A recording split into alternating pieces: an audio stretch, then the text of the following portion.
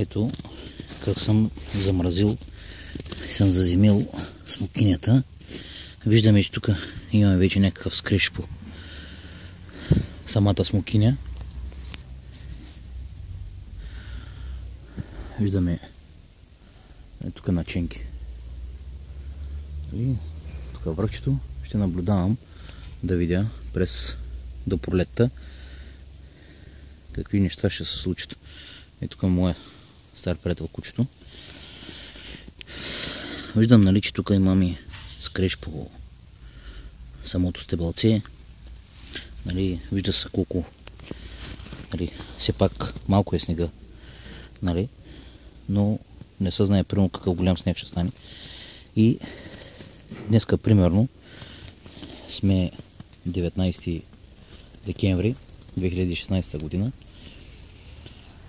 Така, зимата вече е започнала, вече минаха няколко дни с минус 10 градуса и да се надяваме практически да иззими.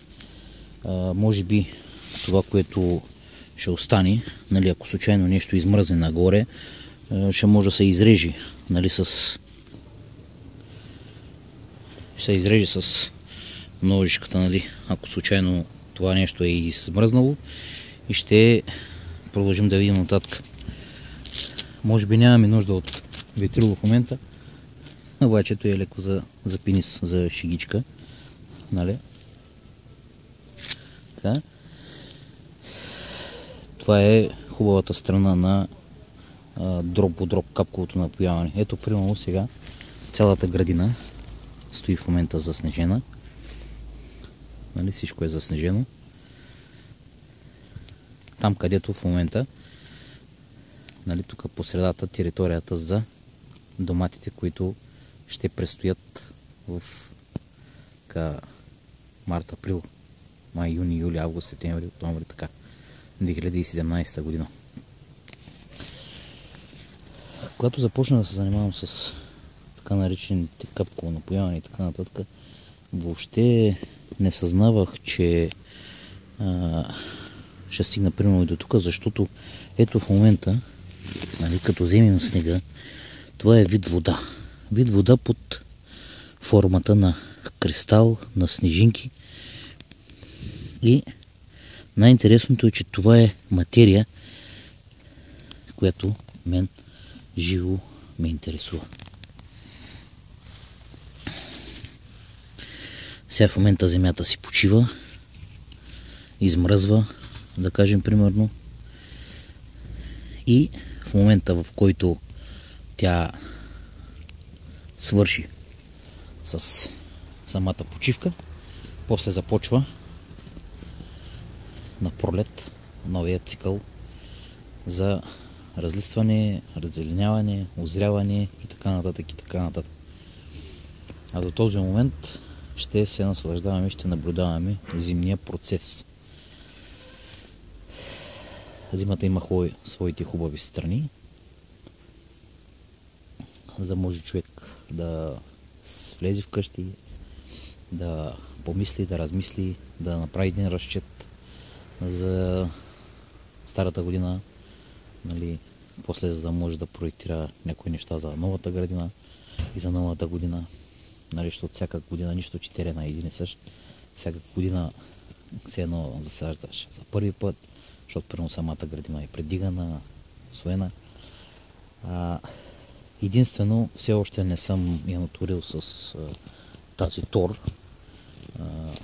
биотор, където е от калифорнийски черви, но ако случайно, нали, не успея допреди да паднат по-големите снегове, ще го направя в първия миг, в който така се разтопи и да може да заредя през самата тор с целият този процес.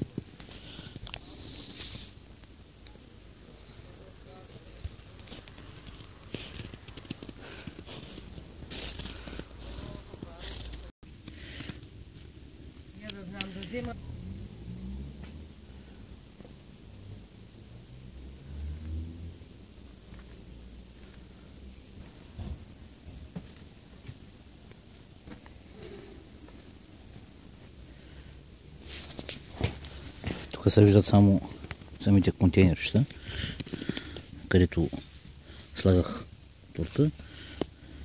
Тук е самата плантация от Джорджан. Там отдолу се намира ментата. И ето резервачета, как гледат. Отдолу си вижда, че е засланено мястото. Тази година за първи път слагам слама върху Джорджана, което е идеално. Нарочно сега в момента го разгръщам, за да може да се види. Това. Ето капково напояване. Мисля, че по-голямо и по-съвременно капково напояване от снега няма. Така, нали, сега ръката става студена. Образува се една хипотермия, която, нали, едно измръзване и след малко все едно нищо не е било. Може да си работиш с, нали, тази терапия, така леко измръзване и затопляне, допринася за много хубаво рязко вкарване на голямо количество приток, въздух, кръв и така нататък, нали, в точно място, където си стимулирал по някакъв начин. И така, най-интересното е, че покрай капковото напояване има и много други детайли, които така с времето прихващам, което е още по-добре. Значи, както казахме, това е плантация като от Джорджан. Това тук напред е мястото, където ще се сеят домати на пролета. А това тук е ябълката, която съм насял преди. След тази година ще и е втора година. Много интересно, че започва да се обособява като онзи израелски свещник, нали, с 5 или 6 там, не знам колко са свещи. Нали, всеки ден там деца гори по една свещ, да рабъра, не ги разбирам много тези работи. Както и да е. Та идеята беше, че